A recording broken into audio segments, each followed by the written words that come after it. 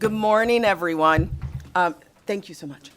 Sorry for our delay, but I hope everyone appreciates what we're actually doing is with the new agenda, and I thank you so much to those who rushed over here. With the new agenda, we just added 2 additional bills. When the choice is come back tomorrow morning on Saturday at 8 a.m., or let's try to do what we can do now throughout the day, I thought there would be a lot of support for that executive decision. So, of course, we have 1 nay from Assemblyman Gray. So, with that, that's what we're doing and juggling around. So the agenda, there has been a new agenda posted. With that, welcome to everyone here in Carson City, those watching online. And Secretary, will you please take the roll? Assemblywoman Bilberry Axelrod. Here. Assemblywoman Cohen. Here. Assemblywoman Considine. Present. Assemblywoman Gallant. Here. Assemblyman Gray. Here. Assemblywoman Hanson. Assemblywoman Hardy. Here.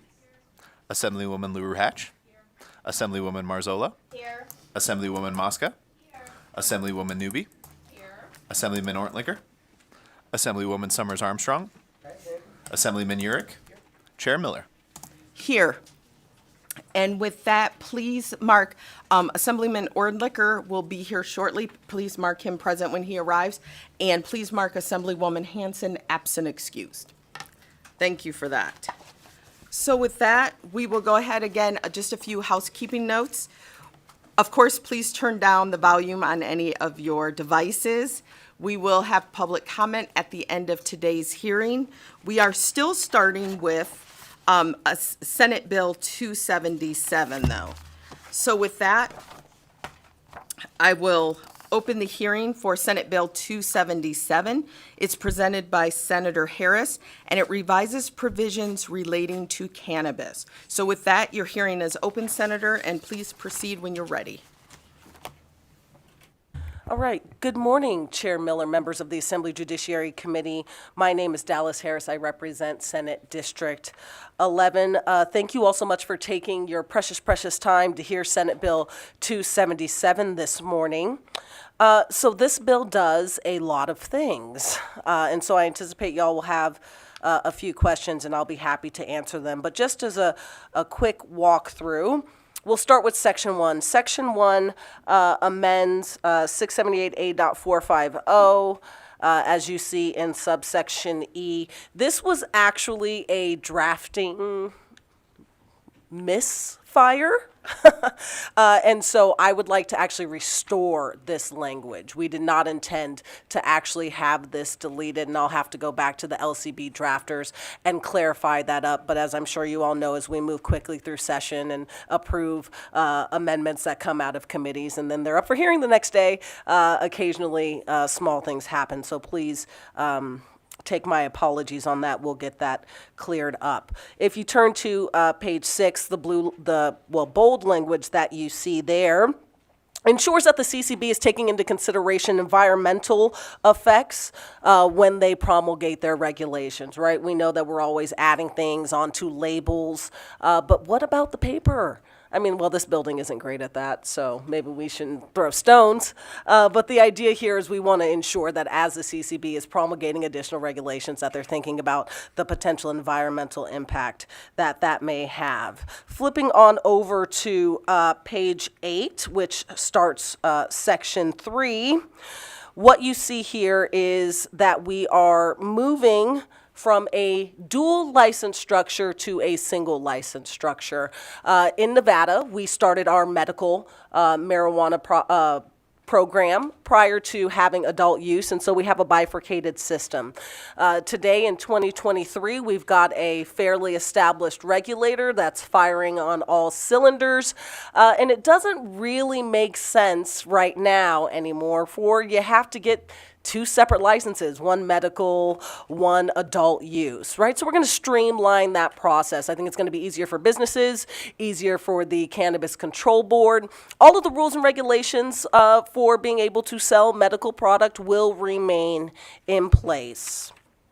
We also wanted to ensure that if you are in a jurisdiction where you have a medical only license and that's because that jurisdiction does not allow adult use, that you're not going to be forced to jump to this new licensing structure when you aren't able to gain the benefit of selling adult use. So we've kind of grandfathered those folks in, if you will.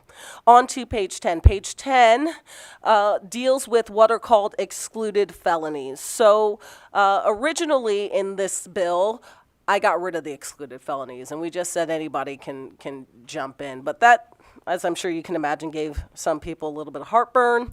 And so what you see on page 10 is a petition process. If you have those excluded felonies, you can petition to the Cannabis Compliance Board, and they can make a determination. As long as you do not pose a threat to the public health or safety or negatively impact the cannabis industry in this state, CCB can go ahead and grant an exemption to that. It is my belief that we should be lowering barriers to entry. This is good occupational licensing reform. If there is no reason why your previous criminal history is indicative of some issue, you should be able to get any job that you'd like, right? We want to make sure as many people can participate in our society as possible. Let's see, continuing on here. Section 8 amends the requirements here about owners having to get a agent card. We've also further deleted some language in NRS 678B.340. You'll see that on page 18. On to page 21, you will start to see where the 2/3 comes in. Because we've moved from a 2 licensing structure to a single licensing structure, we had to adjust the fees accordingly just to make sure that the state was not going to lose licensing revenue just by virtue of moving from 2 licenses to 1. Each person will continue to get the same value as being a dual licensee. You'll be able to sell to 2 separate groups. We're just going to give you 1 license to do that. And if you notice, the renewal fees for the new license, this new adult use only license, is equal essentially to the fee for the adult use and the medical put together. And so we're just making sure the state doesn't lose any revenue and smoothing things out there. Page 27 is where we up the possession limit from 1 ounce to 2.5 ounces and 1/8 of concentrated to 1/4. Page 28. We want to ensure that county commissioners, local governments can use some of their money for public education. One of the things that we're seeing is that folks are occasionally having trouble distinguishing a actual licensed establishment versus a non-licensed establishment. And so part of doing this right, having this industry in our state and regulating it correctly, should include public education about how to safely consume. That's what you see on 28, moving on to page 30 as well. Page 33 states that the excise tax does not apply to medical use. And that is the bill. Thank you, Chair. Happy to answer any questions if you all have them. Thank you for that. Yes, our first question is from Assemblywoman Bilbray Axelrod. Thank you, Chair, and good morning. So when I initially read this bill, I didn't realize it did as much as it did. So I'm kind of digesting a lot. But can you tell me what counties currently just have medical? Start with. Yeah, thank you for the question, Assemblywoman Bilbray Axelrod. I believe there's only 1 location right now, and that would be Fallon, if I'm remembering correctly. But there are other. I think there might be other county, like the county that Fallon's in might prohibit it. But I know that there is at least 1 establishment that is medical only and is not allowed to sell adult use that is open today. And we want to make sure that we don't force them onto what is a more expensive license when they won't be able to use the benefit of it. follow up? Yes, please. Okay, and you kind of just went on to my next question. So can you, I'm just trying to digest the fees here. So what you just said, you were trying to make it so that, but it looks like it is increasing. Thank you for the question, Assemblywoman Axelrod. So let's talk the initial license, right? Right now, we have an initial license fee for adult use, an initial license fee for medical use. But if we get rid of that medical use, nobody's going to be paying that anymore. And so we have taken what we would have gotten from that revenue and adjusted. Now, when it comes to the renewal fees, we no longer have a renewal fee for a medical license. And so the adult use license is just the cost of what would have been the adult use plus the medical together. Go ahead, Assemblywoman. Okay, but then if they're just medical, that went up as well. Thank you for the question, Assemblywoman Axelrod. It is not intended, they are grandfathered in, and so they would allow to continue to be just medical and would not have to pay the higher fee. Our next question is from Assemblywoman Cohen. Thank you, Chair, and thank you for the presentation. So have you had communication with the Department of Taxation? Is there going to be are these changes going to affect them and make it more difficult for them to collect? Thank you for the question, Assemblywoman Cohen. So the Department of Taxation was part of the fiscal discussion in finance, and so we have taken care of them with an appropriation in this bill. Thank you. Thank you. Our next question is from Assemblywoman Newby. Thank you, Madam Chairwoman. Following up on my colleague's question about the medical dispensaries that are only medical, I'm wondering, based on your answer, if the reverse is true, that dispensaries that do recreational could then get into the medical.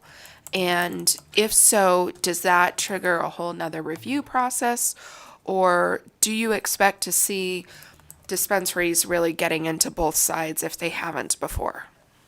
Thank you for the question, Assemblywoman Newby. Dallas Harris for the record. My apologies here to you through Chair Miller. Please go direct. Okay, will do. Thank you.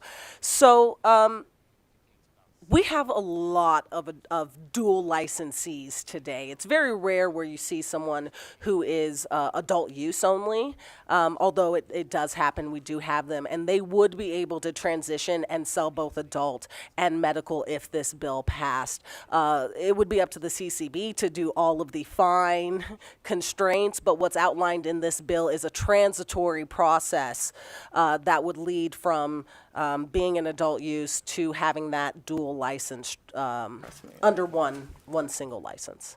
That makes sense. You got it. Thank you for that. Our next question will be from Assemblyman Urick. Thank you, Chair. Good morning, Senator. Nice to see you.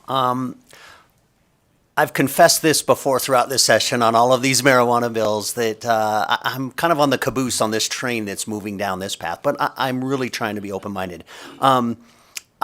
Can you help explain why are we going from the 1 ounce to 2.5 and the eighth to a quarter? And can you help me understand why we're expanding these limits? Sure. So I'll just tell you a little bit about Dallas Harris for the record, my perspective on this.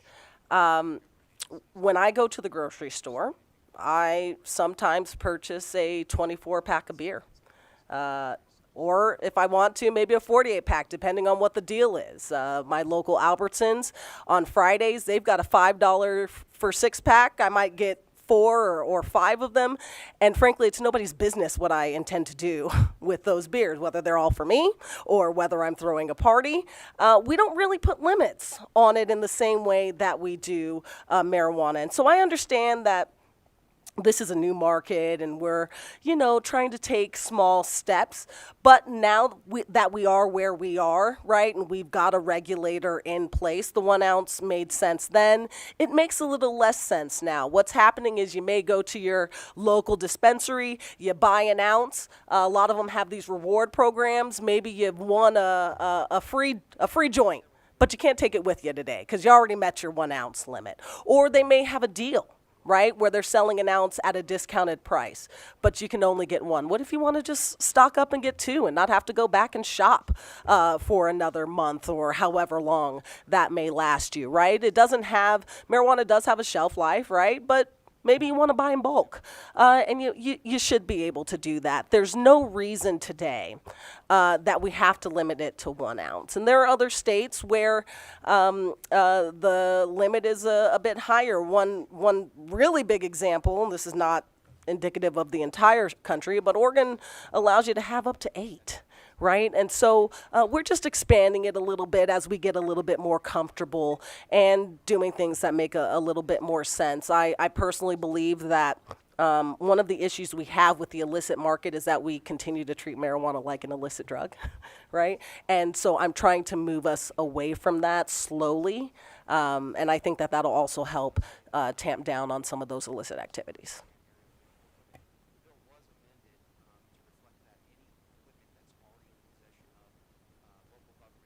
Thank you for that. I actually have a question. So, and I'm not the expert on this subject, but I know that my understanding is that so first, you're trying to get 1 adult use permit, whether someone uses it for medicinal or recreational or whatever reason. So thank you for the question, Assemblywoman Miller. Dallas Harris for the record. Keep in mind this is tied to the establishment. So it's what the establishment is allowed to sell. So if I walk in with this 1 permit, they can sell to me regardless?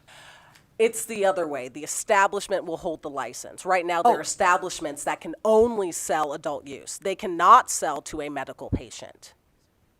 Okay, then I don't need to ask my next question, which I wasn't an expert on, and I guess I still won't remain because I can't ask it now. Okay, my next question was tied to that. All right, thank you. Not seeing any other questions? Chair, if it's okay, I will just note, this will allow someone with a medical card to then be able to go into almost any dispensary, right? Instead of having to find one that is allowed to sell to medical or isn't. They'd be able to go anywhere because they would all of the establishments would be licensed to serve them. Yes, I appreciate that. My question was more about the individuals that have a medicinal license, and I believe they can't have a CCW, and that's what I was trying to get at for those individuals. Dallas Harris for the record, and this piece of legislation would not affect their medical cards, how they get them, how much they're allowed to buy, or that process at all. And is that because it's still controlled federally, because it's still Scheduled 1, or is there something we could do in the state? So, I mean, theoretically, I could add to this piece of legislation that if you have a medical card, you're allowed to get a CCW in Nevada. That's just not currently in this bill. Okay. Thank you. Assemblywoman Gallant, do you have a question? No. Okay. Go ahead. Okay, sorry, thank you. So I just wanted to also add, like, in terms of like what you were responding to my colleague here about, it'll be easier for people if you can purchase more, because a lot of people live in rural areas and they have to drive super far. And some people don't want that medical marijuana card because they want to be able to have that CCW. And so with our veterans that have PTSD and things of that nature, like, it makes life a little bit easier if they can purchase more. So I just wanted to highlight that. Absolutely, Assemblywoman, thank you. All right, thank you. So with that, I'll go ahead and open it up for testimony. We'll start hearing Carson City. Anyone in support of Senate Bill 277?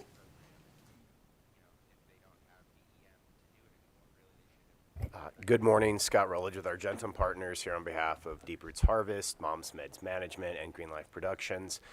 We're here in full support of this bill. A couple of things that I'd just like to highlight is what I like about this bill is that it takes our medical program and our adult use program and it aligns them. One of the issues I think we have with consumers, and it's been talked about already, so I don't want to belabor it, but I have a number of friends who are medical patients, but none of the adult use retail stores nearby can sell them medical cannabis, and so they have to go further away to go and access if they're a medical patient. This now fixes that problem. Also, one of the things that wasn't highlighted in the bill is we're redefining marijuana in, I forget which section, it's towards the end of the bill, but we're basically removing seeds as the definition, and that's because that aligns us with the DEA definition. In addition, root balls and mature stalks, and so I won't get into all of that, but I will say that we are aligning our definition of marijuana now with the federal definition and maintaining our definition of marijuana with what most of the other states that also have legal cannabis, how they've defined marijuana. So again, thank you again, and we appreciate your support today. Madam Chair, Connor Kane with Carrera, Nevada. On behalf of the Chamber of Cannabis, we are also in support. Thank you. Good morning, Madam Chair, members of the committee. For the record, Chelsea Capurro here on behalf of the Nevada Cannabis Association, and we are in support. Good morning, Chair Miller, members of the committee. Brett Scolari, Strategies 360, here on behalf of Cura Cannabis Solutions. We are in support of the bill, and our angle on this bill, and I appreciate the sponsor and all the stakeholders who worked on this, but our angle on this bill was really that education piece for the cities and counties. We've been talking about the illicit market all session, and that's a really good tool to give the counties and cities to educate the public, educate tourists on where to safely purchase cannabis, and we look forward to working with the local governments on that issue. So thank you very much. We urge your support. Thank you so much, and we appreciate that as well, because I know that's been an area of concern for us as well, even starting, excuse me, in the beginning of session, right? Understand certain parameters and guidelines when it comes to certain, some of our laws and stuff, so thank you for that. Chris Anderson, Solid Consulting, on behalf of Hardeen. Thank you, Chair Miller and members of the committee for hearing this bill.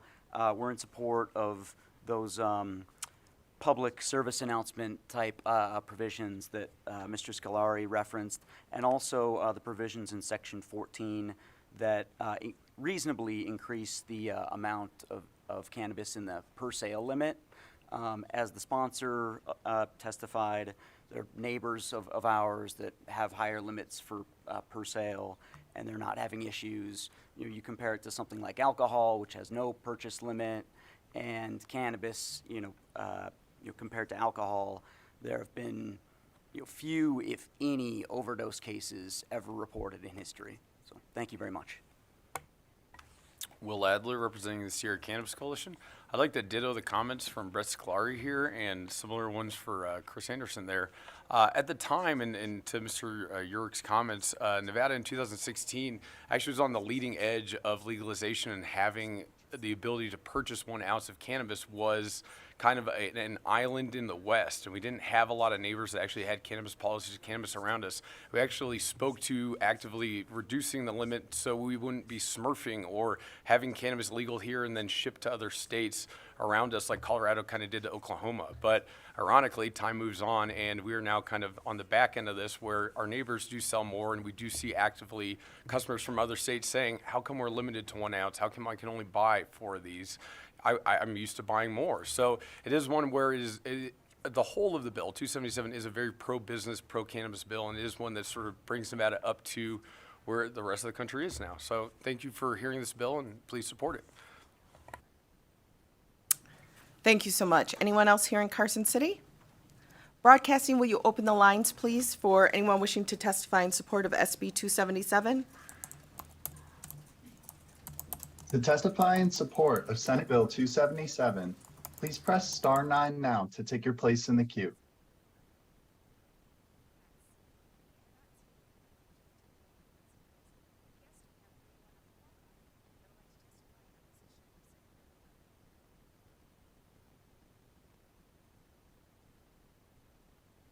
Caller with the last 3 digits 185, please press *6 to unmute your phone.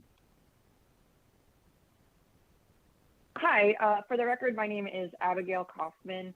I am the secretary for the Chamber of Cannabis, and I submitted my full details for the reason I'm in support of SB 277 via email yesterday, but I just wanted to call in to express my full support of SB 277, and thank you to Senator Harris for getting us this far. Thank you.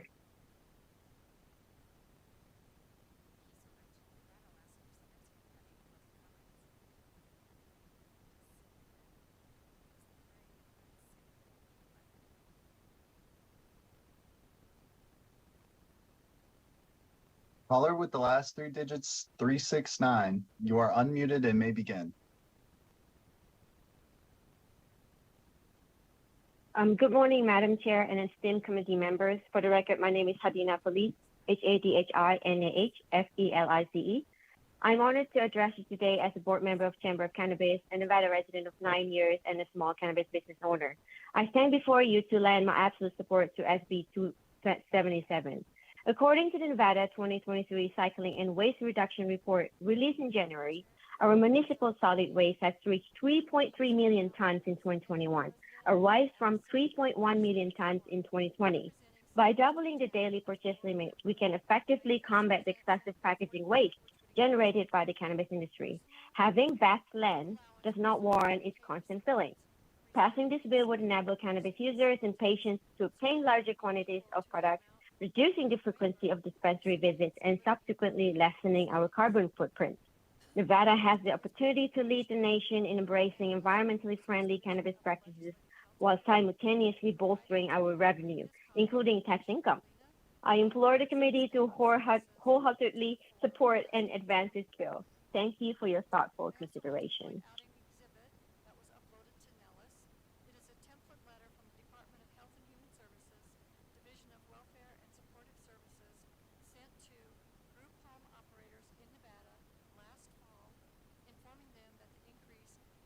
Caller with the last three digits 856, you are unmuted and may begin. Good morning, Madam Chair and Committee. My name is Christina Ullman. I'm the president and co-founder of the Chamber of Cannabis, a resident of Nevada for 15 years and a small business owner. And we ask for your support on this bill. It is sensible cannabis policy that will keep our industry moving forward and be competitive with neighboring states, while also creating a great offense that we can continue to reward the industry companies and leaders that are playing by the rules. And we thank Senator Harris for all of her time on this bill and appreciate your support on the bill. Thank you kindly.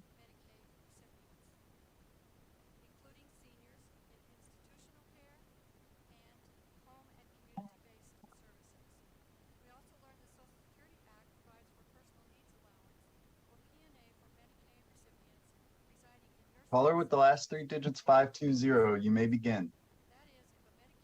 Good morning, esteemed committee members. For the record, my name is Bree Padilla, BRIPADILLA, and I have the blessing and honor to serve as the executive director of the Chamber of Cannabis, Nevada's largest and most diverse 501c6 organization for the cannabis industry. Like our secretary, I did have the opportunity to send my personal letter of support to the Assembly and Judiciary Committee members, but I did just want to highlight that our membership consists of over 70 businesses and 400 individuals, all of whom are deeply concerned about the state of the cannabis industry in Nevada. Over the past year alone, we've seen staggering losses of more than $25 million in revenue, and that decline isn't including our members, our employees, and the industry and community impacted by closures and layoffs. In this challenging environment, we firmly believe that Senate Bill 277 presents a critical opportunity to revitalize and bolster our industry, and we strongly urge your support, in addition to dittoing all of the comments provided by the other supporters of this bill. Thank you very much.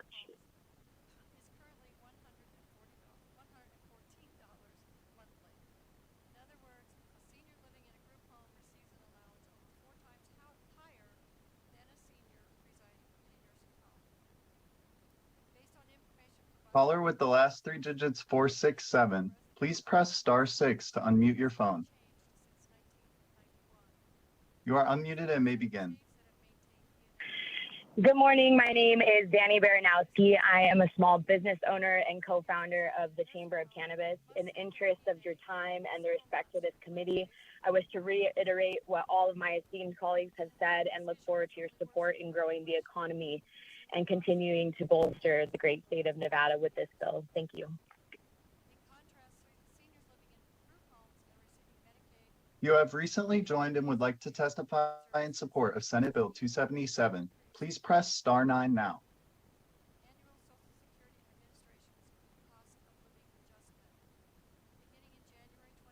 There are no other callers choosing to provide testimony in support at this time.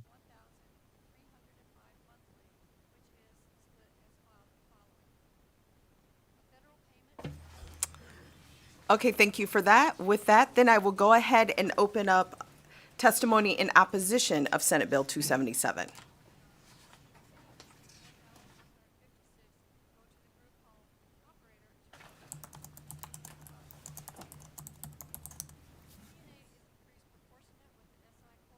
Good morning, Chair Miller, members of the committee. Jason Walker, Washington County Sheriff's Office.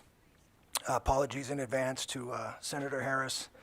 I was alone on the island April 10th when this first got heard, opposing Senate Bill 277 for one reason only: no need to increase the personal possession limit.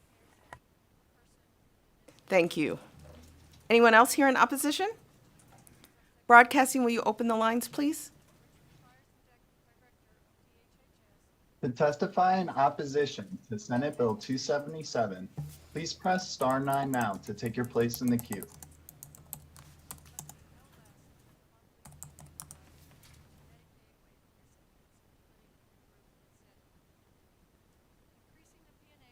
There are no callers choosing to provide testimony in opposition at this time. Thank you. Then I'll open it up for neutral testimony. Is there anyone wishing to testify in neutral here in Carson City? Not seeing anyone. Broadcasting, will you open the lines? To testify in neutral to Senate Bill 277, please press star 9 now to take your place in the queue.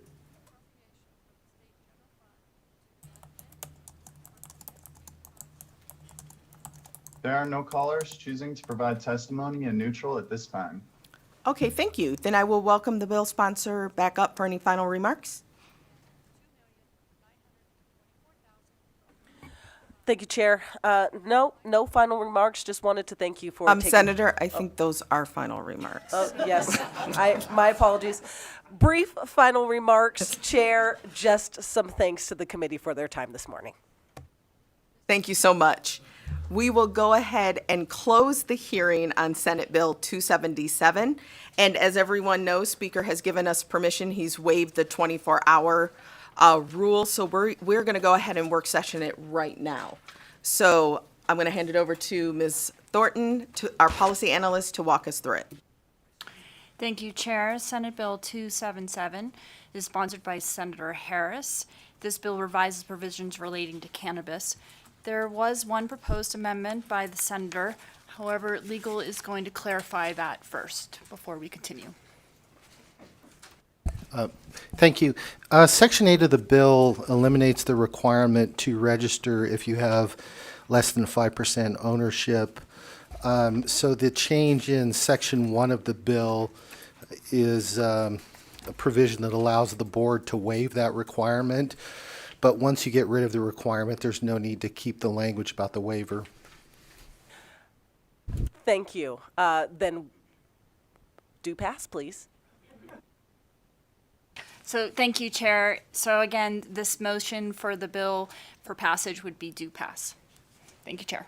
Thank you so much. With that, members, are there any questions? Not seeing any, I will entertain a motion to do pass 277. I have a motion from Vice Chair Marzola, and is that a second from Assemblyman Gray? A second from Assemblyman Gray. With that, any comments on the motion? Not seeing any, all those in favor, please say aye. Aye. Anyone opposed? Okay, so we have opposition from Assemblyman Urick and Assemblywoman Hardy. With that, the motion passes, and I'll assign the floor statement to Assemblyman Gray. All right, next on our agenda. Thank you so much, Senator, for being willing to like with 8-minute notice, get ready for this next hearing. And the same with Ms. Victoria Gonzalez from our Sentencing Commission. So I'm going to open up the hearing on Senate Bill. And again, unless y'all want to come back tomorrow morning, it's up. Okay.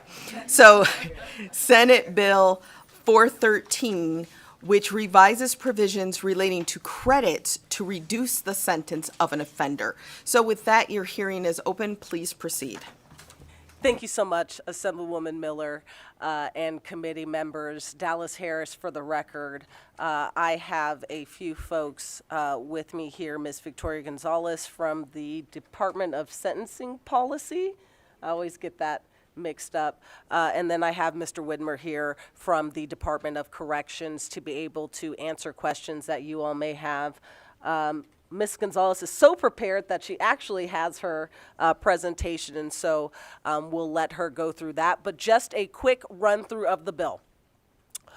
Our sentencing credit system is a mess.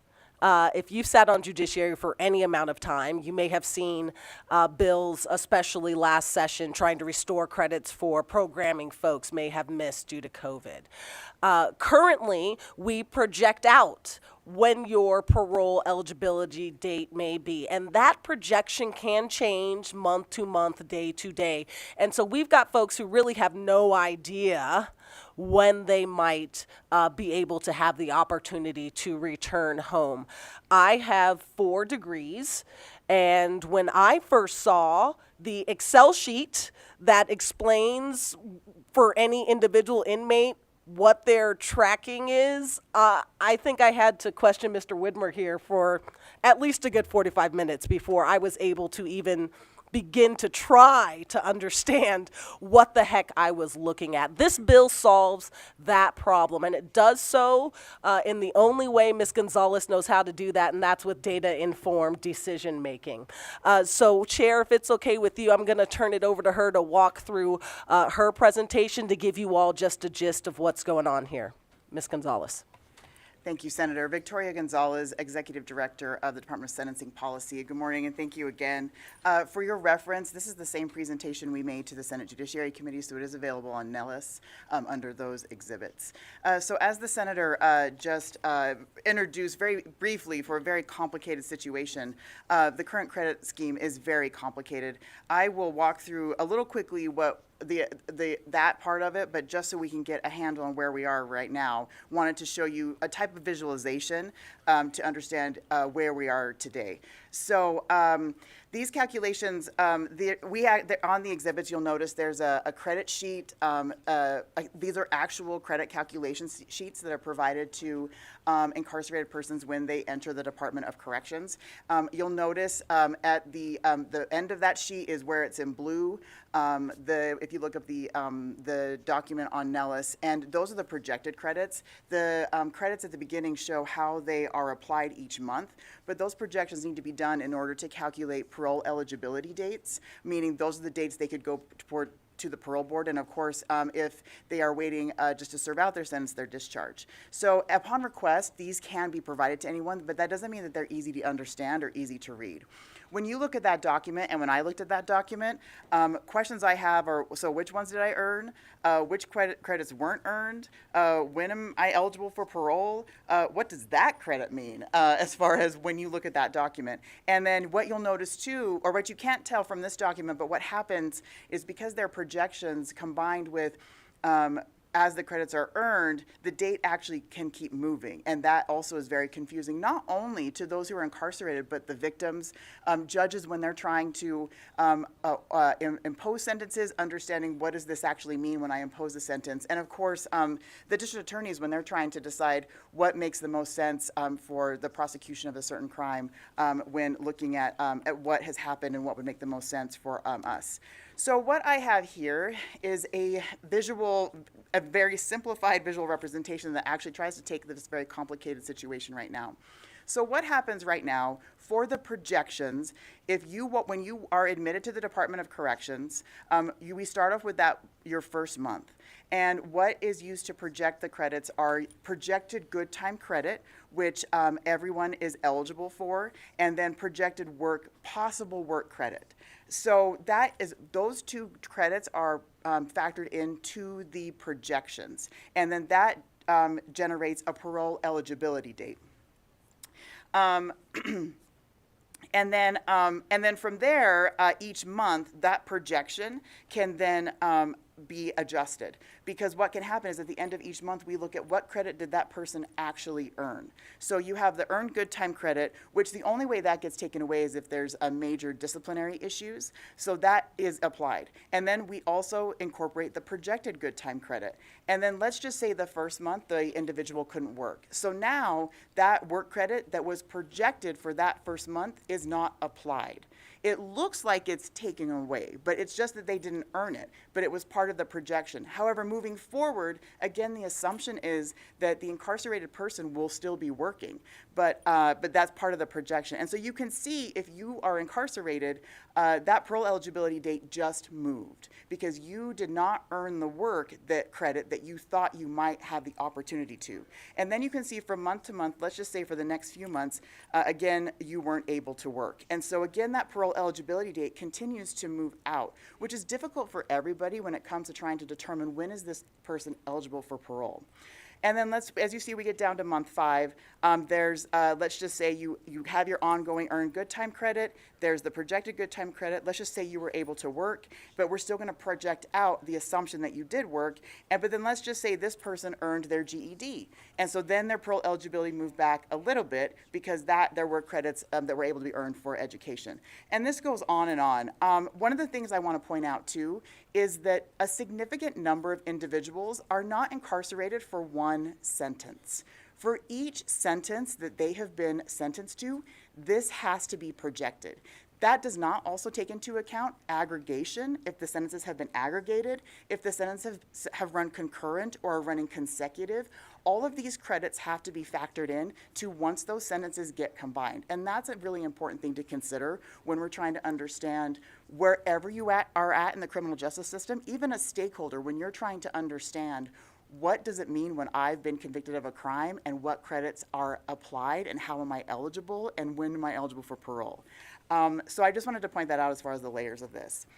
So in participating in the Interim Judiciary Committee, we know this has been an ongoing issue. Last session, there were some bills trying to make adjustments for those who weren't able to earn credits during COVID because of the concern about where you had these projections and the actual credits you were able to earn. We know this is an ongoing issue. And before Chief Widmar was in charge of the Offender Management Division at the Department of Corrections, it was Georgia Powers who was the chief, and she is the person I partnered with first. And so between her and Chief Widmar, they have helped educate me about credits and understand this problem, and it's a situation I became aware of very early. So of course, we were trying to figure out how can we help. One thing we did create is we created a sentence credit guide, which is available on our website to try and explain to everybody how are these credits applied and how are they then earned. From there, we started thinking what can be done to help improve this. Of course, we look at other states. Other states provide a percentage that is, I would say, analogous to the good time credit. So there's this presumption, there's this expectation when you are sentenced that you will be on your best behavior and do everything you're supposed to. With that expectation, there's a percentage that can be applied. It can be adjusted based on disciplinary issues, but the expectation is that when you walk into the Department of Corrections, you are going to do the best you can while you spend your time there for the crime you've been convicted of. So that was our first place to start. I was very curious. I thought, what if we moved to a percentage? So we went to the data. So what we did is we analyzed releases from 2017 to 2022. We analyzed only new commitments, and we only looked at those who have one offense in their booking. As I mentioned, a significant number of individuals have multiple offenses, but we thought this would be a clean way to just understand what's happening with one sentence. One of the things I want to mention too is that the way credits are earned is there is a certain population of the Department of Corrections who can earn credits off of their minimum. So when you are sentenced at the Department of Corrections, you are sentenced to a minimum and a maximum. Your minimum is what determines your parole eligibility date. And generally, when you reach that minimum, you go to the parole board. And this is an existing law. Existing law provides that if you are convicted of a C, D, or E felony that is not violent, not sex, not DUI, then you can actually get credits off of your minimum. So your minimum moves to make you eligible sooner for parole. You still have to go to the parole board, but you earn credits off your minimum and your maximum. And that is what we were looking at here, because of course those individuals who don't earn credits off of their minimum right now are just gonna go to the parole board at their minimum. Those individuals who can earn credits off of their minimum is where this gets a little more complicated. And so that is the data set that we looked at. We looked at that concern when you are earning credits off your minimum.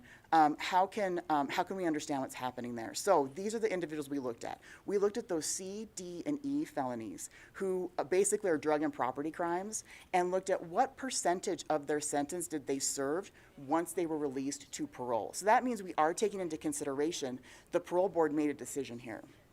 And then what we did is we looked at their retro date. So a retro date is the start of their sentence, because when you're convicted, if you were incarcerated for any time while waiting for your conviction, you get credit for time you spent in jail.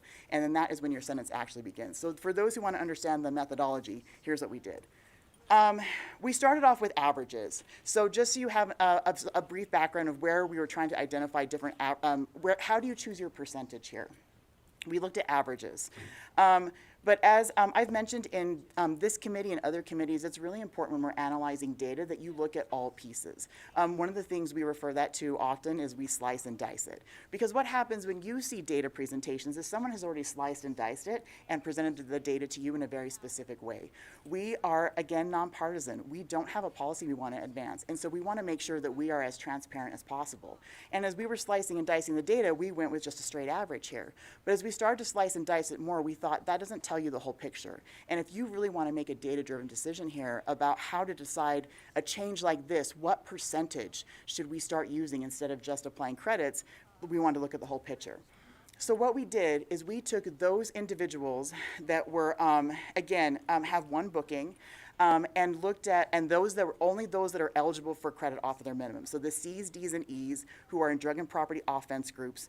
And you can see it's not one percentage. It's not there isn't a common percentage for when they get released. Because as we saw on the previous slides, there's multiple ways that your credits can be earned. We have those good time credits that generally everyone can earn as long as they behave themselves. But then the work credits, the education credits have you on this sliding scale of when you could be eligible for parole. And that is what explains the percentage distribution here. And I just want you to keep in mind too, again, this is from 2017 to 2022. This isn't just a one-year occurrence. We're looking at what are we looking at? So when we look at this and then start slicing and dicing the data further, what if we decide our percentage based on where is the majority of those? What is the majority of those, the percentage, and around that would help us make that decision. And so when we looked at that, if we go just over half of our data set here, you can see that 54% of those who were released served 65% or less of their sentence before their minimum, before they were released to parole. And so that is how we came up with the 65% number. And that is how it evolved from just looking at a straight average to looking at the number of occurrences. So the difference between the mean and the mode for those of us who want to talk statistical language. And so you can see here, now you have all the data to make this decision about where does this percentage lie. And this does, from a data perspective, seem like the most fair as we're looking at where's the middle to decide that percentage. And so just so you understand how we came to that conclusion. And so this was when we proposed the percentage, but we just wanted to show you again, now what happens, whether you are the judge or the victim or the incarcerated person, it's going to be very clear when that parole eligibility date is. So 35%, you do everything you're supposed to, you comply with your case plan. If your case plan says that you need to work on education, you need to do programming, you're going to do that. And then you will be eligible for parole at 35%. And you can see from month to month, this won't move. It will be that. Where it can be adjusted will be disciplinary and major violations. This is under the existing scheme. The Department of Corrections already has a scheme where they can impose disciplinary and make time adjustments based on an outcome of what has been happening while you're incarcerated. And again, because the dates are going to be much clearer here, it'll be clear what your discipline actually was and how the parole eligibility date has moved based on that 35% that has been allocated in compliance with your case plan. We also have data here in the slides, if you look at that, on the maximum, because the proposal in the bill is to apply that 65% to both the minimum sentence and the maximum sentence, as that's how people earn credits. And so if you're interested in that data, we have that here. But as the minimum sentence has been the main talking point and the main concern, that's where our focus of our discussion is. So with that, I'll turn it back to the senator and see for the rest of the presentation. Chair, we're happy to answer any questions. Thank you.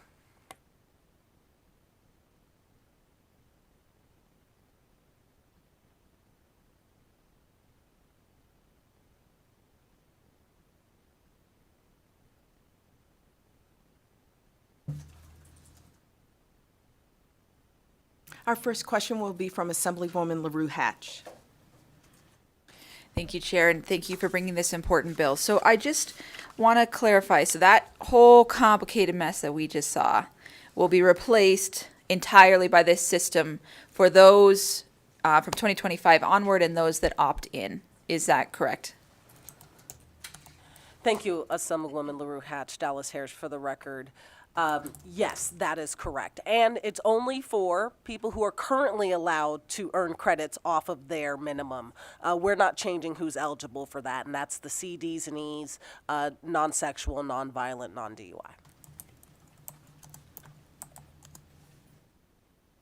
Assemblywoman Summers Armstrong. I don't have a question so much as I have a comment. I have been so impressed by you, Miss Victoria. Every time you come before us, you don't give us what we think we want to see or what we think we want to hear. You give us the data as it should be presented. And I just want to tell you thank you, because I was here last time when we were trying to work through some of this, and it is really complicated, and people are so frustrated. But it's still complicated, but not so opaque anymore. It's much clearer, and I'm just grateful that you are in our state and doing the work for us. Thank you. And Chair, if I just may piggyback off of that, Dallas Harris, for the record. After this hearing, I simply called up Ms. Gonzalez and I was like, fix it, please. And she did. She came to me with a solution that was data-driven. She had already had conversations with NDOC and all of the appropriate folks. Worked with legal to get the bill drafted, and I just showed up and did the presentation. So if y'all need any problem solved, you know where to go. Yes, we remember when Ms. Gonzalez, she actually was the analyst on the Education Committee, I think my sophomore session, yes. And so at first, when I learned that she was leaving, I was like, oh no, but then went to see where she went back to, yes, and she's been tremendous, and we're happy to have her. I don't see any other questions right now, so I'm going to go ahead and open it up for testimony. If there's anyone here in Carson City wishing to testify in support of Senate Bill 413. Good morning, Madam Chair. John Pirro from the Clark County Public Defender's Office, for the record. I'd like to thank Senator Harris and Director Gonzalez for coming to talk to us about this. This is a very difficult issue, and for people who are in NDOC, and even us as we advise them as public defenders, sometimes it's difficult to figure out what that good time credit is going to look like to give them a realistic picture. And sometimes that information actually helps us negotiate cases and move things along. So this is a good piece of policy, and we strongly urge your support. Thank you. Thank you, Chair and committee members. My name is Nick Shepak. I'm here on this one as the board chair of Return Strong. The most confusing thing for families and the most difficult thing for people who have a loved one who is incarcerated is understanding when they are going to be released. And what we have before us is an amazing piece of clarity that we can offer everyone, from victims to families to those who are incarcerated. The work that has been done on this has been absolutely incredible. The partnership between the Department of Sentencing Policy, NDOC, and the legislature has been just something amazing to behold, and we urge your support. Thank you. Good morning, Chair, members of the committee. Erica Roth on behalf of the Washoe County Public Defender's Office, testifying in support. There's a joke that lawyers can't do math, but I'll tell you that we definitely can do prison math, and so anything to help ensure that we understand the process and those who are going through the system understand what it's going to look like is beneficial. Thank you. Anyone else here in Carson City? Then okay, broadcasting, please open it up for please open the lines for anyone in support. To testify in support of Senate Bill 413, please press star 9 now to take your place in the queue.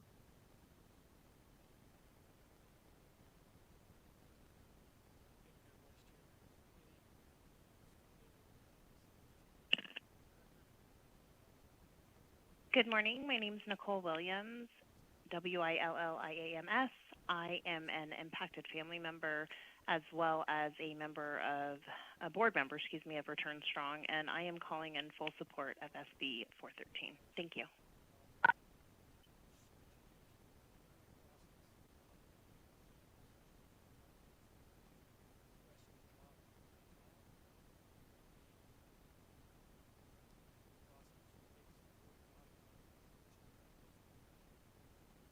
Caller with the last three digits 356, you are unmuted and may begin.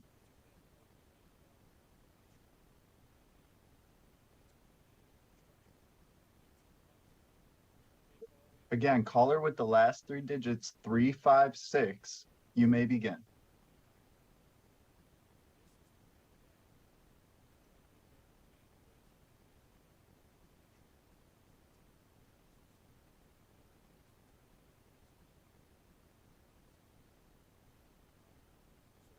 Caller with the last three digits 356, you are unmuted on our end.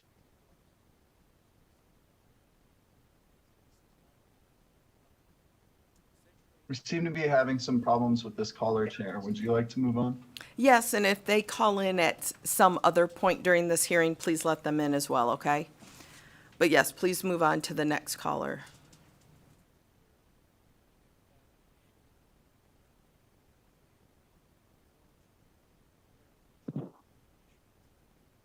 My name is Yvonne Everlund. It's EFVERLUND,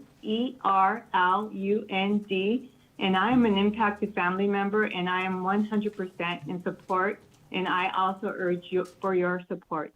Thank you.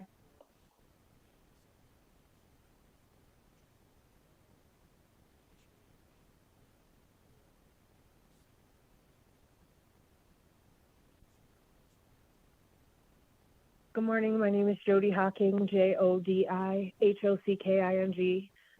First, I'd just like to thank everybody who's done so much work from the Sentencing Commission, Senator Harris. This began to be like an outcry during COVID for families that we were watching our loved ones lose their days.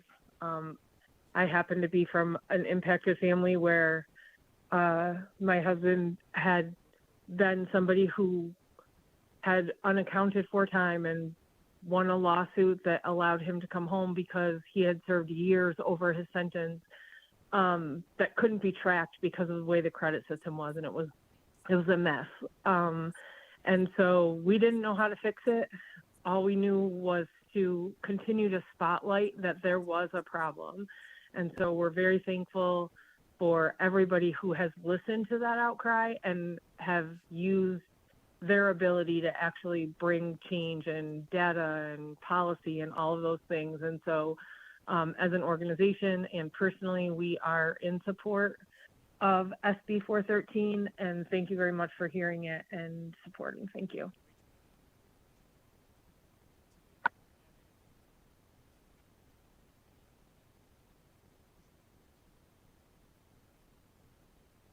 Hello, my name is Betty Guess. That's GUESS.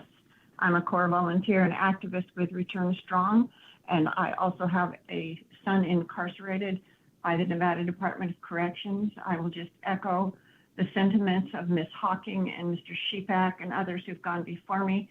I stand in full support of SB 413. Thank you for hearing this important bill, and please vote yes for it. Thank you.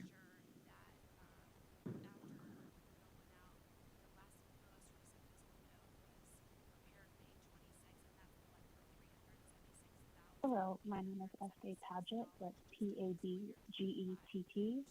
I echo what has been said previously, and I am in full support of this bill. Thank you very much.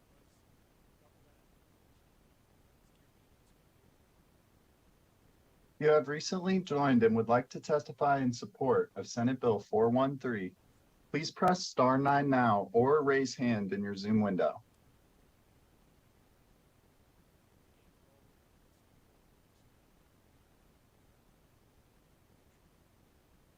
There are no other callers choosing to provide testimony in support at this time. Thank you so much. I will open it up for opposition testimony. If there's anyone here in Carson City wishing to testify in opposition to Senate Bill 413? Not seeing anyone. Broadcasting, will you open the lines? To testify in opposition to Senate Bill 413, please press star 9 now or raise hand in your Zoom window to take your place in the queue.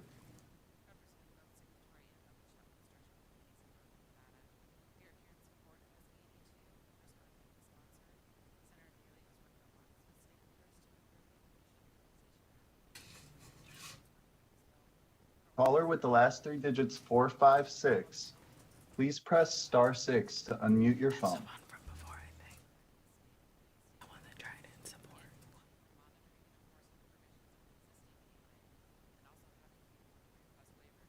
Again, caller with the last 3 digits 456, please press star 6 to unmute your phone.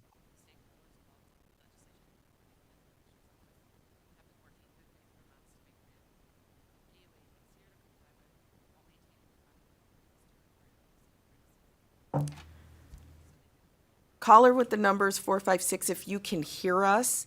I know you've been having challenge trying to get through to us, but you can always email and submit your testimony to the committee, and we can still get that on the record for you.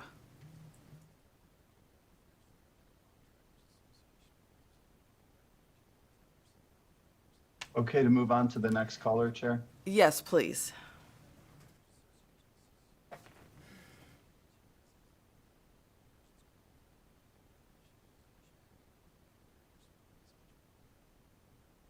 Hi, my name's Crystal Boyd. Unfortunately, I got disconnected, but I am in support of SB 413.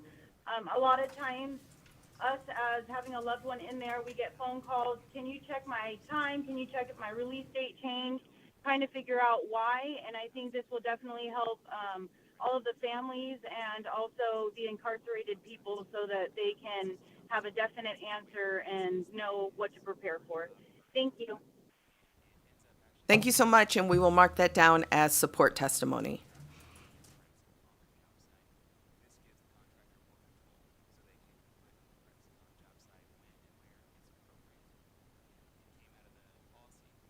If you have recently joined and would like to testify in opposition of Senate Bill 413, please press star 9 now.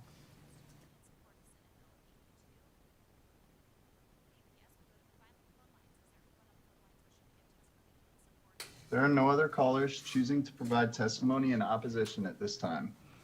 Thank you. Then we'll open it up for neutral testimony. If there's anyone here in Carson City that would like to testify in neutral.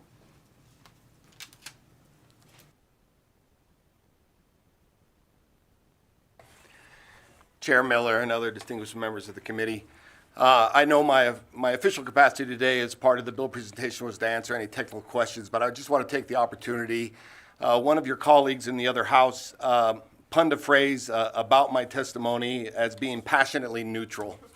And so I'm going to share a little bit of that passionate neutral with you today, just to thank not only Senator Harris, but also Victoria Gonzalez and her team at Sentencing Policy, how critical this is. During the interim finance hearing, I had the first opportunity to testify and try to explain this process to a group of folks. Senator Harris, Senator Scheibel, and very, very vividly in my mind, Assemblywoman Summer Armstrong, and their intense questioning that I went through. I knew at the end of that we had a problem. I've proudly served the Department of Corrections for 24 years, and the one thing that I hold myself accountable to is being good at what I do, transparent in what I do, and honest in what I do. And the frustration with our system is I'm not able to do that. And that's not because of my efforts. It's definitely not because of the efforts of my incredible staff that try to maintain. There was a comment that Senator Harris made during that hearing that simply put at the end of the hearing, well, you're at the committee that writes and corrects laws, so you're in the right place. And that's where this journey began. And so it is with a passionate, neutral testimony that I hope that this committee will understand the value, the importance to being transparent to all members, from judge to incarcerated individual to victim of our system that everybody clearly understands how long we send prison people to. People to prison to. Got it. Whew. All right. And with that, thank you for this opportunity. Thank you so much. Is there anyone else here in neutral? Not seeing any. Broadcasting, will you open the lines? To testify in neutral to Senate Bill 413, please press star 9 or raise hand in your Zoom window to take your place in the queue.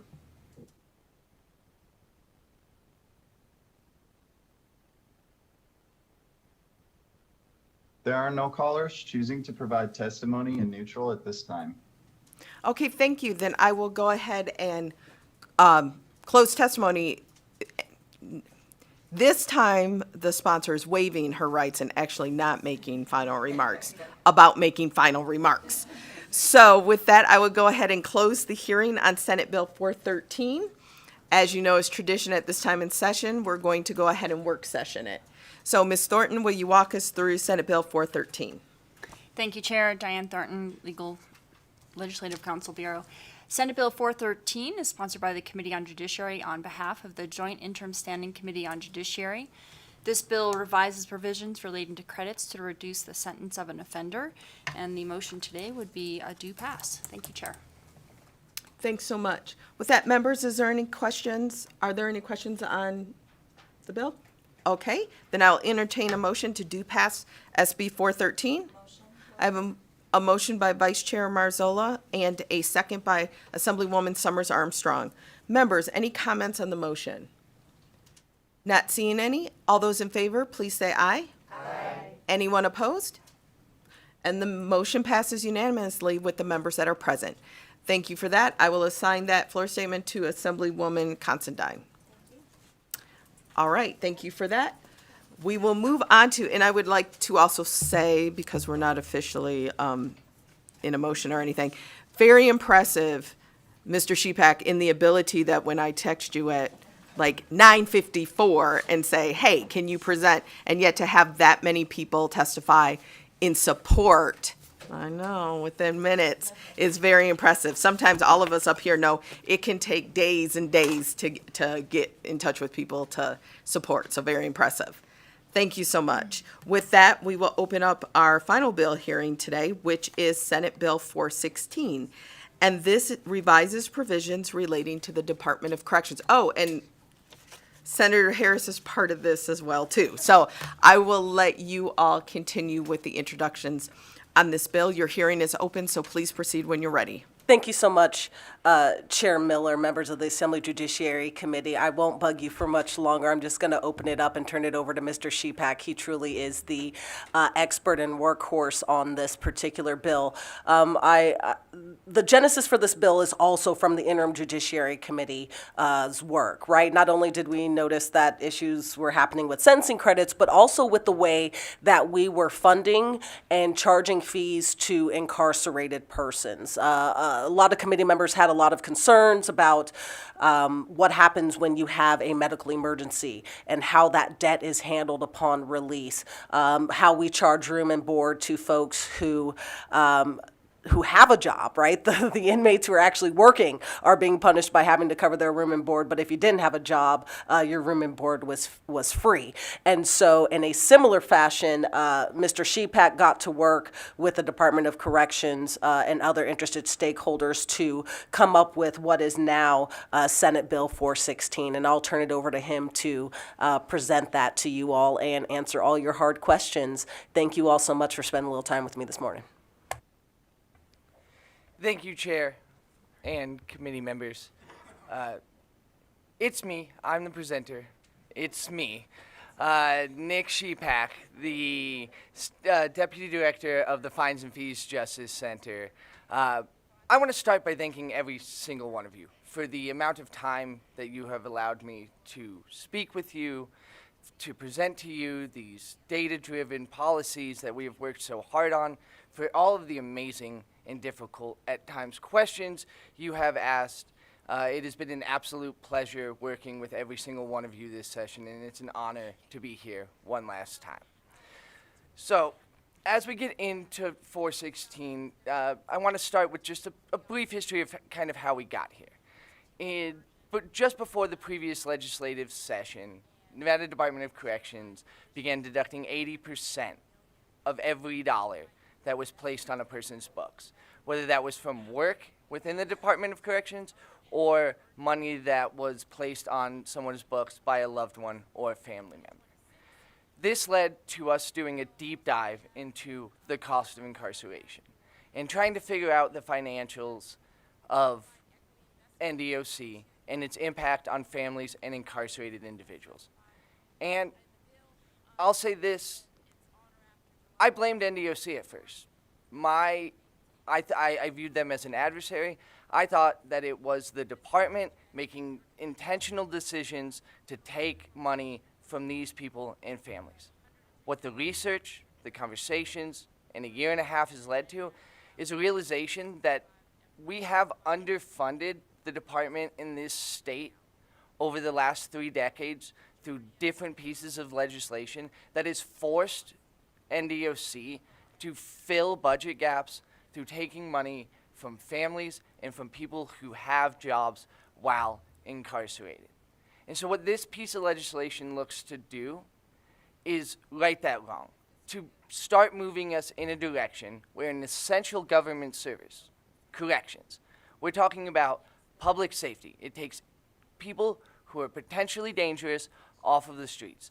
It is supposed to give them the resources they need to reintegrate safely into society, and that benefits every single one of us. And therefore, we believe that should be paid for by every single one of us, not just the families of 10,000 or so individuals who happen to be incarcerated.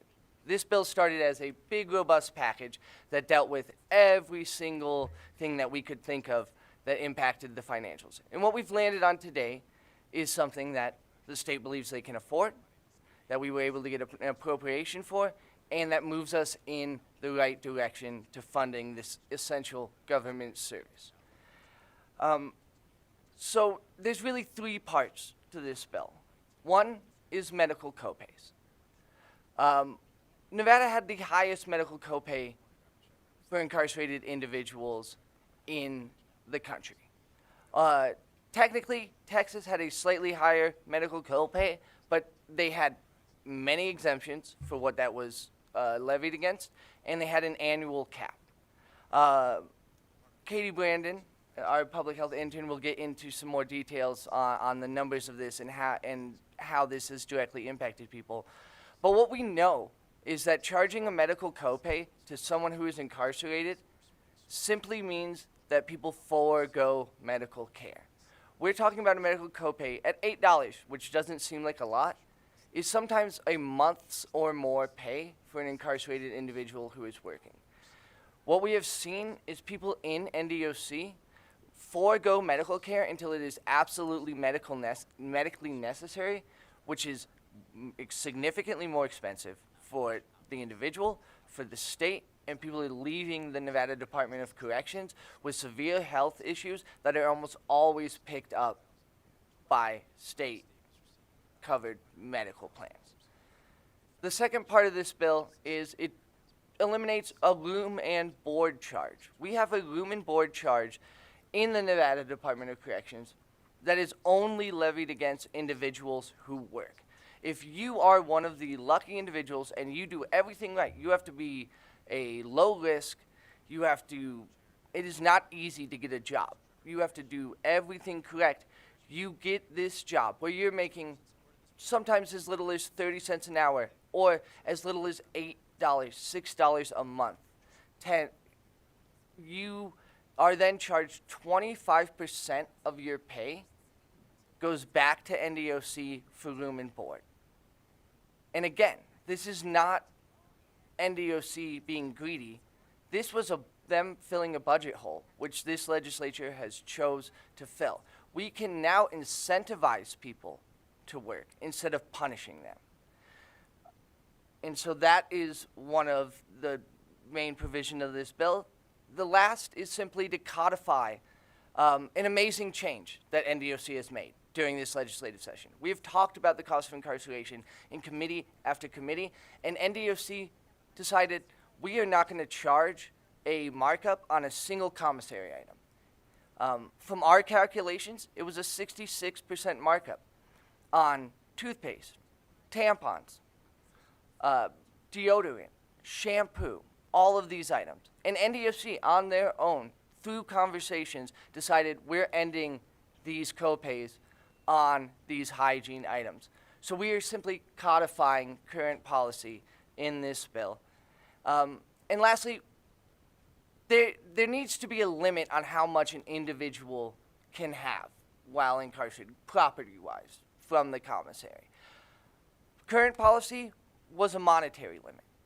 But if you look at the prices of things, healthy food, significantly more expensive than Top Ramen. If you put a monetary cap on commissary, people will buy more of less healthy options or lower quality products because they can only spend so much each week or every other week. And so what we've done in talks with the director is shift this simply from a monetary cap on what we can have to a spatial gap. They have tote boxes inside the cells. Your stuff needs to fit in the tote. If it's overflowing, those items will be removed from your cell.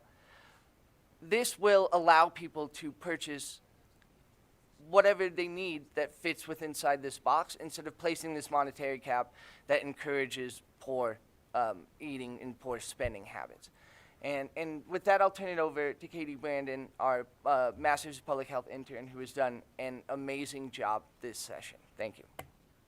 Good morning, Chair and committee members. My name is Katie Brandon. As Nick mentioned, I'm the Public Health intern at the Fines and Fees Justice Center. And I'm going to walk you through some of the data that we've collected over the last several months. We mailed surveys to about 1,000 members of Return Strong, our partner organization, who are in Nevada Department of Corrections facilities, and we received 376 completed surveys back from them. We found that among the people who answered the survey, about a third of them have jobs. So these are the only people who are subjected to those room and board fees. And then on average, of the people that we surveyed who have jobs, they make about $136 before deductions for medical charges, things related to restitution and room and board. And after those deductions, which is about 50%, 25% of the total is for room and board, they're making about $72 per month. So that's how much they have to spend that doesn't come from their family members. We also asked people about whether they avoid medical care because of the cost, and we found that about 82% of the people who responded to our survey don't seek medical care when they feel like they need it because it is so expensive. So in the general population in the United States, about 41% of people do this, so it's twice as high in the prisons.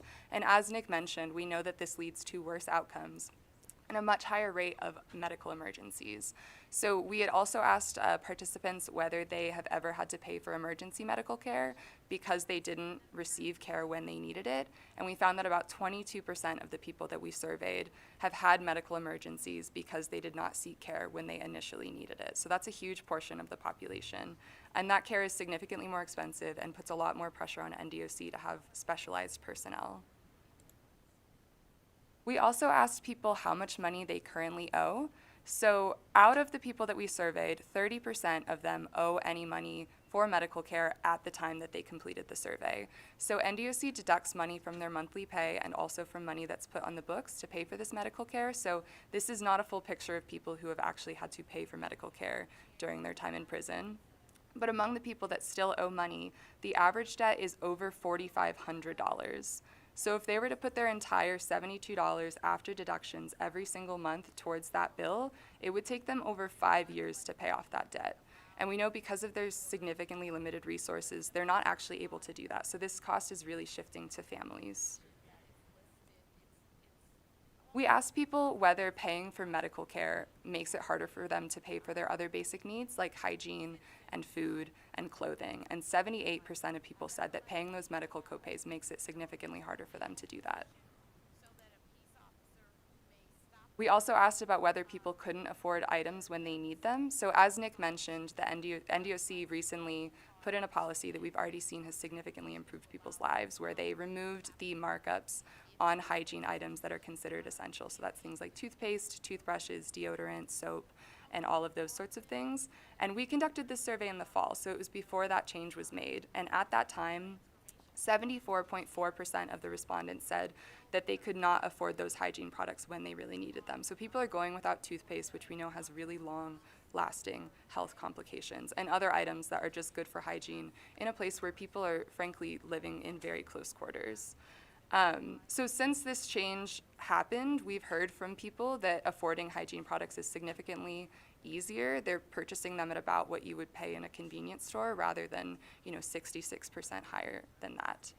We also asked people about feminine hygiene products, and about 79% of the females that we surveyed said that they have a hard time affording feminine hygiene products when they need them. So this is another reason that we just need to codify this into law so that regardless of who's in charge at NDOC, this internal policy will be in state law.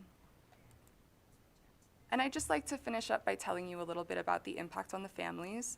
So we found that the respondents averaged about $1,962 per year of contributions from their family members and friends.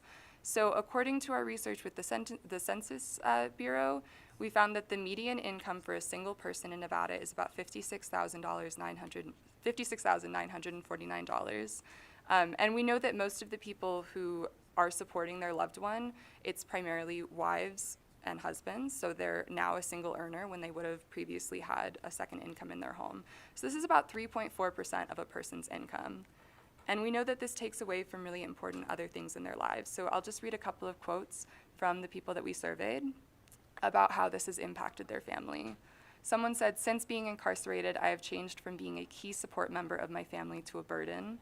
Someone else said, "Due to how high the cost of prison is, money that was used for me could have been used for my daughter's college loans."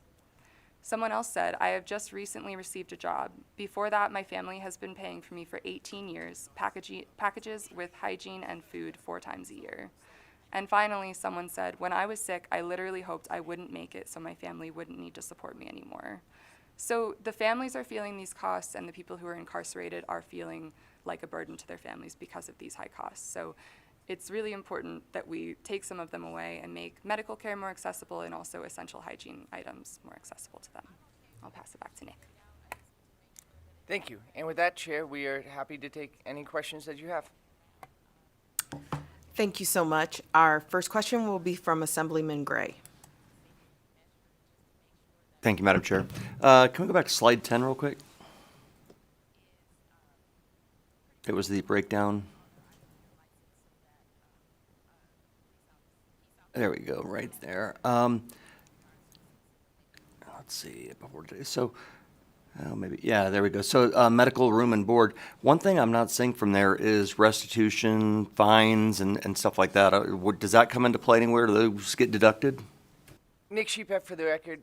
Absolutely. So we passed Marcy's law, which means that restitution must be taken first. So in the previous session, the 2021 session, NDOC came with a piece of legislation that ensures that restitution is taken first. There's a litany of deductions that include if you have certain debts, court money, but restitution is always taken first. The room and board fee that we're talking about doesn't impact restitution at all.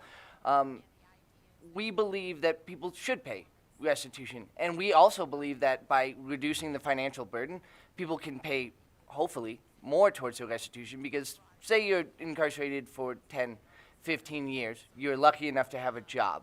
If we give you 20%, 25% more of your money and you're able to put more of that towards restitution, you have a much better chance of coming out with a lower restitution payment, and we know that we have a restitution problem in this state, right? It is hard to get people to pay, especially post-incarceration, but NDOC does collect restitution, and it's the first thing that they deduct from anybody's pay or money from their families.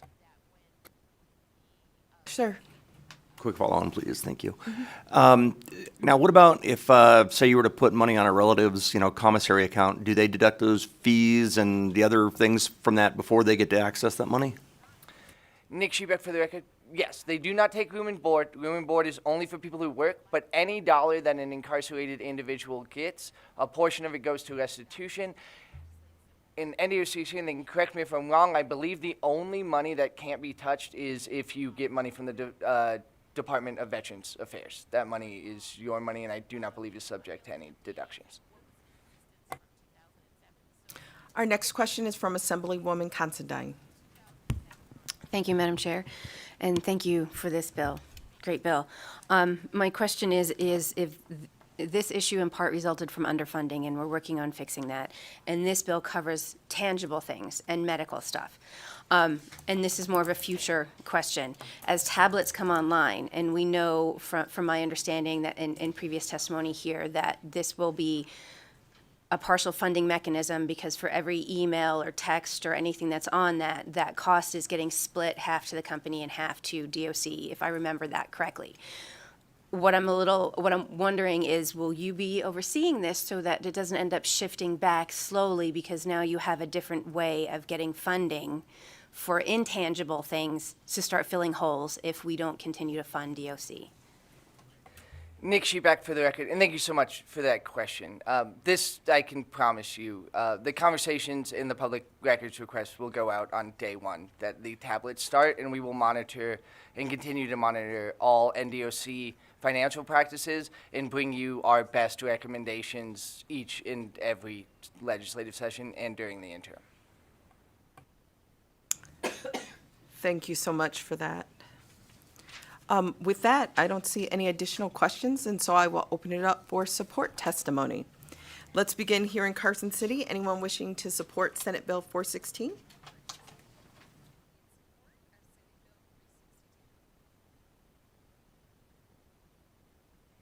Good morning, Chair, members of the committee. Erica Roth on behalf of the Washoe County Public Defender's Office. It's me. I'm testifying in support. I think this is not just about helping people who are incarcerated. It's really about good governance when we're talking about how these bills work in tandem. And so we do urge your support. Thank you. Thank you, Madam Chair. John Pure from the Clark County Public Defender's Office. Another good piece of legislation that I think moves us forward in a policy perspective instead of being dependent on one person being in charge of the Department of Corrections. So that we keep moving forward in a positive direction that gives people a sense of fairness, and how we treat people while they're in directly impacts how they come out, and I want people to come out better so that they never go back in. Thank you. Thank you for that. Broadcasting, will you open the lines, please, for anyone in support? To testify in support of Senate Bill 416, please press star 9 or raise hand in your Zoom window to take your place in the queue.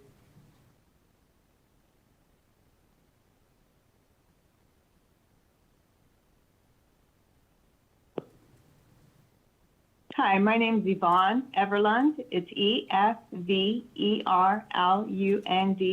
and I'm an impacted family member. And I agree 100% with all the previous comments and statements that were made. And I strongly urge your support for SB 416. Thank you. Thank you.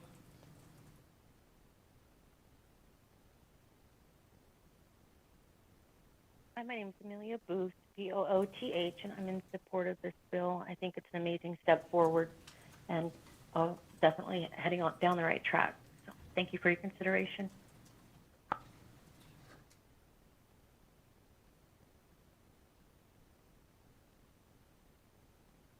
Hello, my name is Betty Guess, Guess, and I'm calling in today in support of SB 416. My husband and I have a son incarcerated by the Nevada Department of Corrections. We're both in our mid-70s and doing our best to survive on Social Security benefits. My husband still has to work as an Uber driver just to make ends meet for our own benefit. We don't have a lot of money to send to our son. We put money on the books for Core Links so we can send emails. We put money on the books for Securus so we can talk to him on the phone. There is nothing left to send to him for clothing or food packages. It causes us a great deal of concern and anxiety and stress and worry to know that he is often going without adequate food or food of good quality, that we can't send him money for clothing when his clothes wear out. Neither incarcerated persons nor their families should have to pay for the cost of keeping them in prison. Please take this burden off the backs of innocent families and help end our anxiety and our suffering. We are very much in support of this bill. Please pass Senate Bill 416. Thank you.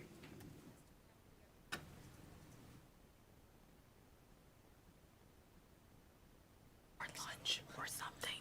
I'm hungry. First, I want to thank you for your time. My name is Crystal Voigt, and my fiance is currently incarcerated in NDOC. I currently send him $300 a month for him to order food and hygiene, and $100 a month for the phone.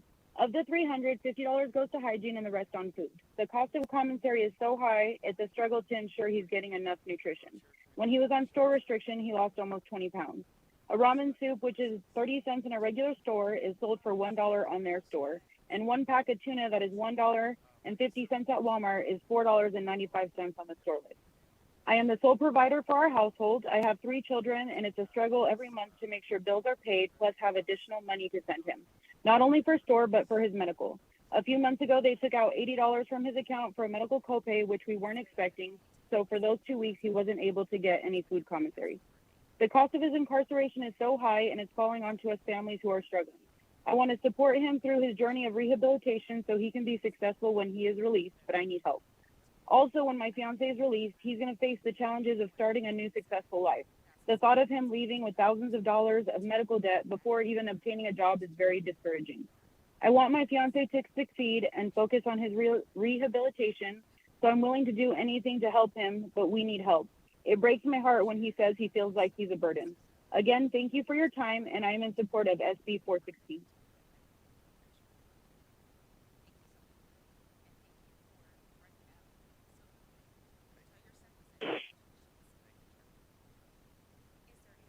Good afternoon. This is Jody Hocking, JODI,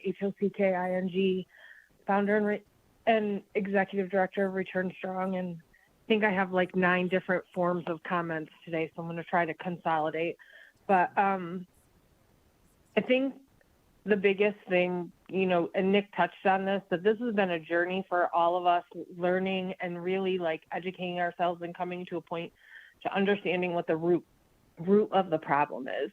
But even in the course of understanding that larger, like how Nevada funds prisons conversation, there still is the tip of the iceberg of change and work that needs to be done to be able to relieve some of the burden of what is going on. For most of us, what we're guilty of is continuing to love a person who made mistakes or poor decisions.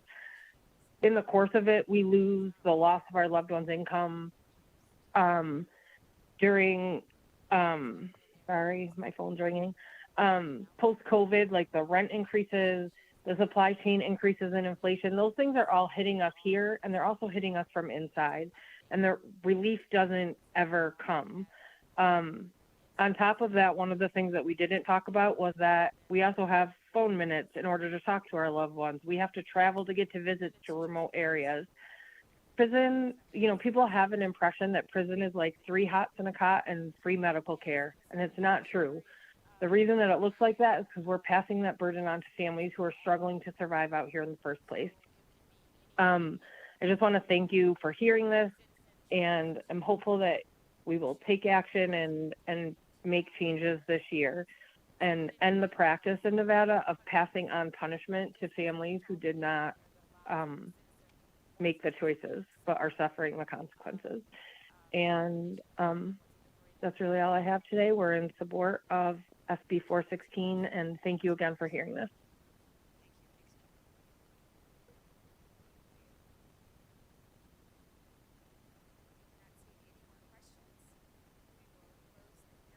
Hello, my name is Estee Padgett. That's Padgett. My loved one is incarcerated in NDOC. I've seen a lot of changes over the last few years, from prices on food packages being raised to unrealistic amounts, to their weekly store amount being dropped, yet the prices have been increased on the products, to the lack of food that they've been getting served. He has to buy store just so he doesn't feel hungry when he lays his head down at night. There's no way that they're getting the accurate 2,000 calories needed a day. When you get a sack lunch with a dry peanut butter sandwich and a carrot stick, or for dinner you get a whole onion a bell pepper, and a frozen piece of chicken. These are just some of the examples we have seen. We are doing without working multiple jobs, trying to balance what bills we can pay off until next payday, just to make sure that he gets what he needs. We're asking for consistency. We're asking for the state to step up. Please. This is why me and his family sacrificed so much and worked so hard so he doesn't have to go hungry or go without. Thank you so much for your time. I fully support SB 416.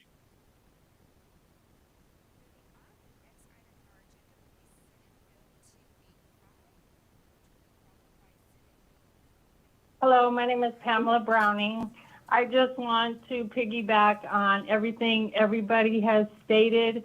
My loved one is incarcerated for going on 9 years and has recently been diagnosed with prediabetes, but doesn't want to go to the doctor because every time I send him money, that goes straight towards his medical bills.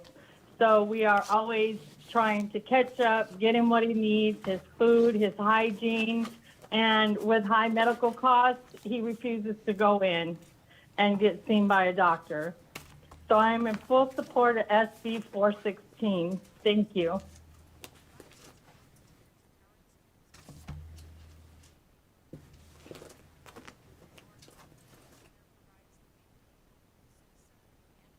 Hello, my name is Nicole Williams. I'm calling today in full support of SB 416 to reduce the astronomical cost associated with being an incarcerated person. These costs do not fall just on incarcerated individuals, but on their families that send money to be able to support their loved ones. Many incarcerated people and their families can go into debt trying to access proper medical care, or unfortunately, most do not seek medical care during the onset of an issue, thus resulting in a more costly outcome. SB 416 will reduce the cost of medical care, reduce the cost of commissary items, and ensure that people are not released with massive amounts of debt. Financial stability and health are both key factors to reducing recidivism, and we should ensure that people are able to reenter society ready to succeed. We need to allocate funds through legislation for these essential services. Thank you for hearing this bill, and please vote yes.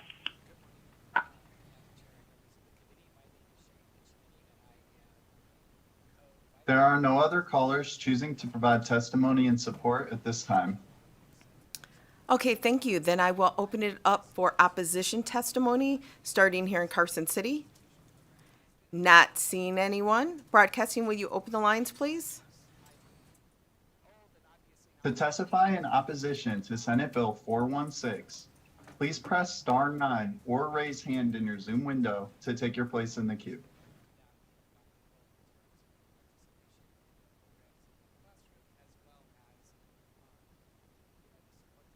There are no other callers choosing to provide testimony in opposition at this time.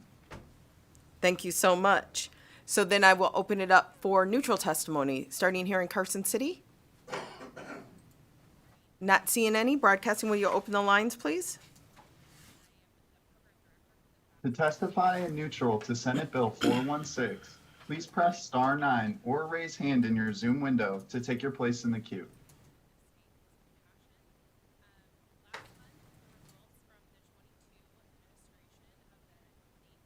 There are no callers choosing to provide testimony in neutral at this time.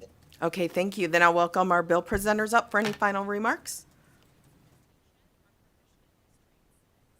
Thank you, Chair and committee members. It's hard to leave the microphone, so I'm going to take the opportunity. I'm going to get one of these things at my house. Just I thanked you once. I'm going to thank you again. This session, you have done amazing work. Every single one of you should be proud of the work we've done. We've cried in this committee collectively on multiple occasions, and the legislation that you're moving, hopefully, can keep our eyes a little drier. You've passed many good bills. We've had many good questions. This is just one final piece that I think can really impact Nevadans in a positive way and move this state towards funding essential government services in the proper way, which is where we're all responsible for what happens in this state, and not just the select few who happen to love somebody who, as was stated, have made a mistake or made some terrible decisions. And And I'll miss y'all, and we'll catch you on the flip side. Thank you for that. With that, I will go ahead and close the hearing. Our next order of business, as you can guess, will be a work session on this bill. Ms. Thornton, will you walk us through the bill, please? Thank you, Chair. Senate Bill 416 was sponsored by the Committee on Judiciary on behalf of the Joint Interim Standing Committee on Judiciary. This bill revises provisions relating to the Department of Corrections, and the motion today would be a do pass. Thank you, Chair. Thank you. Members, any questions? We're not at comments yet. Not seeing any questions, I will go ahead and entertain a motion. I have a motion from Vice Chair Marzola. Do we have a second? A second from Assemblyman Gray. Now, does anyone have any comments on the motion? Assemblyman Gray. Thank you, Madam Chair. I don't think, well, first I want to say, no, I didn't smoke anything on the way in or anything this morning. I don't think anybody will question my bona fides when it comes to crime and punishment and my stance on, those things. However, we're also in a society where I don't believe we punish families vicariously. You punish the inmate. And when you've got families, and I've seen this firsthand, when you've got families having to take away from their kids or others to make sure there's, something for that, that inmate who is rightly doing his time. I mean, he did make a bad decision at some point. It's really tough to see, especially when you see stuff like this. I think, restitution should always come first, fines and fees, and then whatever's left, to support. But I got to tell you, I did not know really until I read this bill that we were charging for, basically room and board. And I do believe, and that's one of the comments that really struck me hard, was that, as a society, that is something we choose to do is fund our prisons to keep people there that shouldn't be in society. And so I just want to say, I like I said, nobody can question, I think, where I stand on most issues, but this one is one I think that we should take a hard look at. I don't like every aspect of it, but I don't like the fact that, we are charging them, for their room and board. Thank you. Our next comment will be from Assemblyman Urick. Thank you, Chair. And I also want to thank Mr. Shepak for his strong voice and advocacy for his constituents. And I can pretty much assure you we don't always see eye to eye, but I appreciate a strong voice. Chair, one of the other things that I've prided myself on in this session has been to be a legislator that shows up in every committee, having read the bills in depth to try to get a deep understanding of the underlying policy issue or issues, and to try to understand not only the intentions, but the potential unintended consequences of some of the intentions, good intentions in bills. And unfortunately, where we are at in this legislative process, I don't like it, but I understand where we're at, where this bill literally was dropped on us this morning and was basically reading it during the presentation. Having not had the opportunity to do what I really like to do, I will be a no vote today because even as we were here, I was trying to communicate with some of my colleagues in our other house, as well as some other lobbyists, to see if I could get answers to some of the issues that were presented. And I just haven't had that chance yet. So today I will be a no out of committee with understanding our tight time frame, that I will work diligently to try to get answers to those questions and concerns so that I can get to a yes on the floor. Thank you, Chair. Thank you. We also have a comment from Assemblywoman Summers Armstrong. Thank you, Madam Chair, and thank you just to the committee. I've really enjoyed, as always, the judiciary. But the one thing that I really like about judiciary and hearing the voices of impacted communities is that we learn. I'm sorry, go ahead. I just want to remember we're in the middle of a motion. Yes, ma'am. Okay, thank you.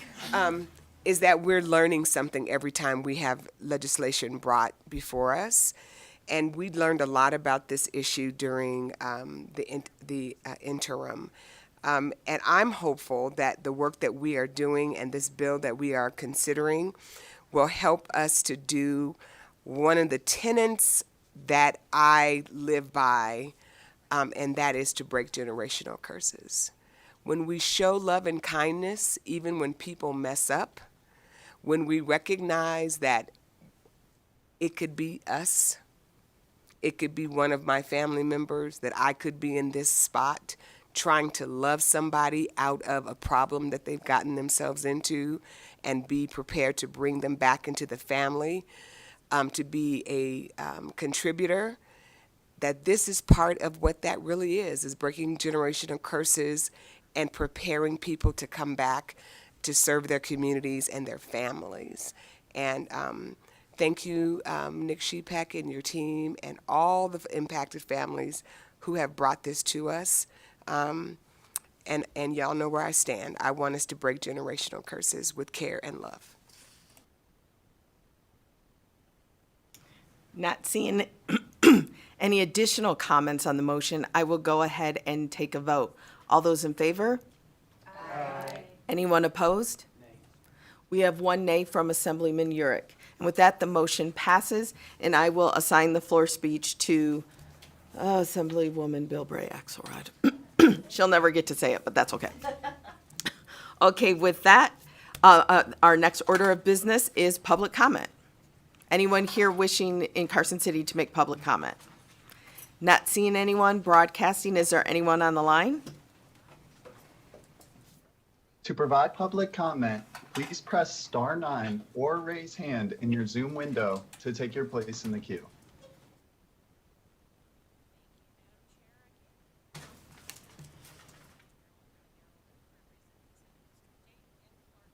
There are no callers choosing to provide public comment at this time.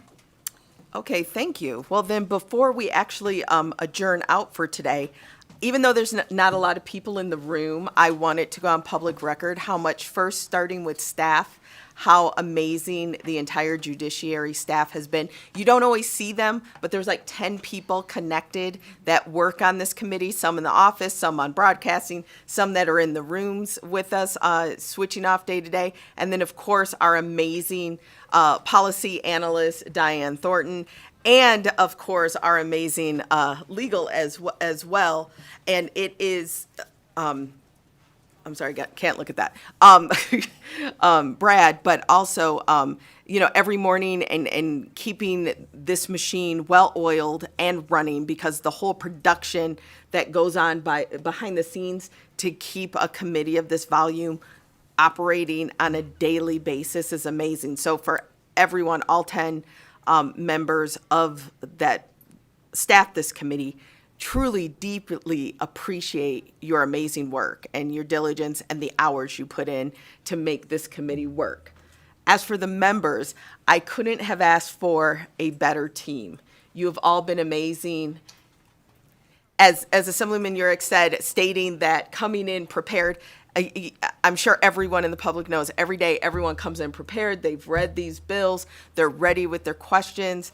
They ask the necessary questions to get to the necessary information and really dig deep on these bills, while being, very professional and polished, and that is very much appreciated. I think things that the public doesn't see is how we're actually able to work together. That yes, there may be two parties represented up here, but more times than not, we're actually working together behind the scenes to get as much movement as we can. And when there's been times where maybe members didn't necessarily like a bill as presented, they would come with suggestions, come with amendments. What can we do to improve it or tighten it up or make it the best piece of legislation that we can possibly attempt to move out? So again, members, you've all been great. Amazing hours, amazing work ethic, and amazing participation. So with that, just wanted to say that first before we go. As you know, interim committees will be starting earlier this cycle, as early as September 1st. I do not know if this is our last committee. Right. I mean, we all know at this point, things are still moving. So there possibly could be another Judiciary Assembly Committee. But for now, I think we're safe in knowing we won't have one Saturday morning. I think, and don't be mad if we do. So with that, I will go ahead and I guess that's the last order of business today. We are adjourned.